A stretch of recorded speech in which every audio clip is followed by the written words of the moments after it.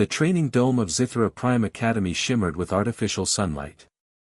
Beneath the transparent ceiling, 30 beings stood in a perfect semicircle, scaled, feathered, silicon-skinned, and plasma-born, each representing a different world of the galactic concord.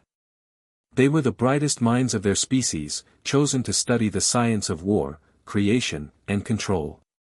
At the center stood Instructor Vrail, a being of liquid silver whose form rippled with authority. "Cadets," he said, voice echoing through metallic air, "today's trial is simple. You will build a weapon. Not assemble one, not replicate one, create one, from whatever you can find here. Your tool must be capable of disabling an opponent in combat. You have 1 hour." The class dispersed. Panels slid open, revealing heaps of inert materials, alloys, energy cores, wiring, old furniture from the Academy's mess hall. All except one student moved with calculated precision. The human, Cadet Evelyn Cross, stood still for several moments. Her uniform was torn at the elbow, her hair a little too wild for regulation. The others had whispered about her since she'd arrived, primitive, unpredictable, a species barely out of its gravity well. The humans had joined the Concord only 5 years ago, and their technology was considered quaint. Evelyn crouched beside a pile of junk. Her gaze passed over energy crystals, plasma emitters, and quantum resonators. She reached instead for an old wooden chair. Snap! The sound was sharp and echoing. Every head turned. Evelyn had broken off one of the legs, splintering it cleanly in half. She gripped it in her right hand, tested its weight, and without hesitation, began shaving the edge against the metal floor until it tapered to a crude point. Instructor Vrail approached her, ripples shifting to an amused gleam. "Cadet Cross. What precisely do you intend to achieve with that?" She didn't look up. "A weapon. That," Vrail said, "is a piece of furniture." "It's a spear," she corrected, still carving. "Long reach, solid grip, good balance. Sharp end goes into the enemy." Snickers rippled through the class. The Ulari, a crystalline entity of geometric perfection, hummed derisively. "Your weapon is archaic. We are meant to innovate." Evelyn shrugged. Sometimes innovation means remembering what worked. While the others worked with humming plasma cores and antimatter cages, Evelyn finished her spear. She tested its weight, then twirled it once in her hand. The wood sang softly in the air. Time passed. One by one, the cadets stepped forward to present their creations. Zarak of the Tholans revealed a compact graviton destabilizer that could crush armor from within. The crowd murmured admiration. Vestra of the Oralise demonstrated a light net that paralyzed by neural interference. Applause followed. Then came Evelyn.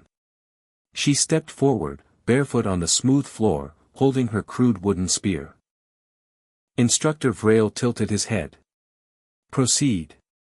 She nodded once, and with a sudden, powerful motion, hurled the spear across the dome. It struck the steel dummy at the far end, burying itself deep into its chest plate with a resonant clang. The room fell silent. Vrail moved closer, studying the result. The dummy's alloy casing had been dented, cracked at the edges. Not destroyed, but undeniably breached. "A primitive tool," Vrail said softly. "Yet effective." "Explain." Evelyn met his gaze. "Weapons aren't just about power. They're about intent. A spear forces you to close the distance, to feel the danger. To mean it. Technology's great, but when it fails, instinct remains. That's what humans are built on." For a moment, no one spoke. Even the Ulari's crystalline hum had gone quiet. Vrail's liquid form steadied, emotionless as mercury. "You believe instinct surpasses intellect?" "I believe instinct is intellect," she said. "The kind that keeps you alive when your plasma coil's dead and your shield's cracked." 2 months later, the Academy faced its first real test. An alarm ripped through the corridors. The training dome went red.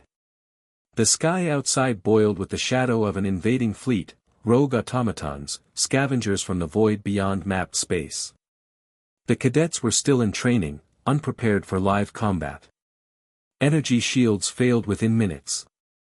The Academy's weapon grid overloaded.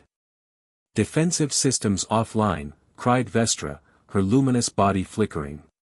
Vrail's voice boomed across the comm, "All cadets to defensive positions. Use whatever you have." Evelyn grabbed her spear. The same wooden shaft, now scarred and darkened from countless training hours. Around her, the others scrambled with their energy rifles and plasma coils, but when the first breach tore through the eastern wall, the electromagnetic surge rendered them useless. Sparks flew, screens went dark. The automatons poured in, towering, insectoid machines with blades for limbs and eyes like molten glass. Zarak's graviton destabilizer fizzled uselessly. Vestra's light net collapsed.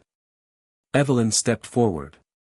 She met the first automaton head-on, sliding beneath its strike, and drove her spear upward through its optical core.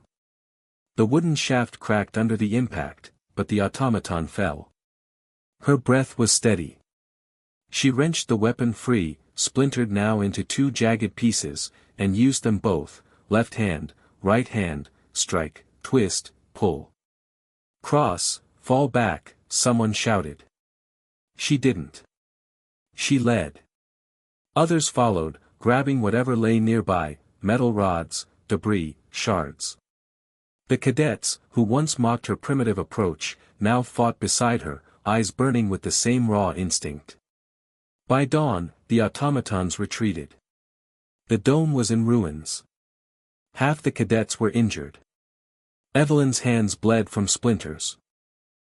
When Vrail descended from the command chamber, his silver form dimmed by battle stress, he found her sitting amid the wreckage, the remains of her spear across her lap.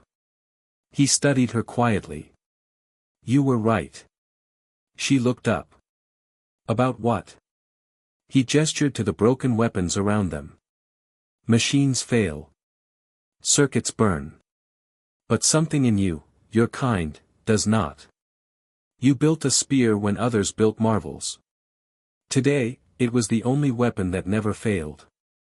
Evelyn exhaled, gazed distant. "It's not the weapon that matters. It's the hands that hold it." Vrail nodded slowly. "Perhaps the Concord has much to learn from your species."